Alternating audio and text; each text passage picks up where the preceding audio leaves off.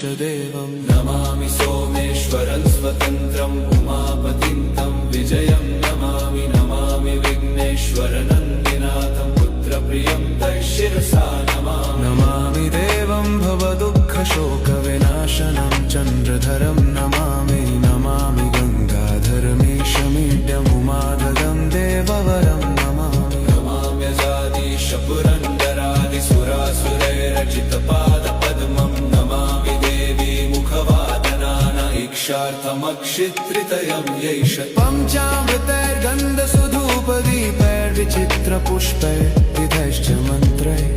अन्नप्रकारैः सकलोपचारैः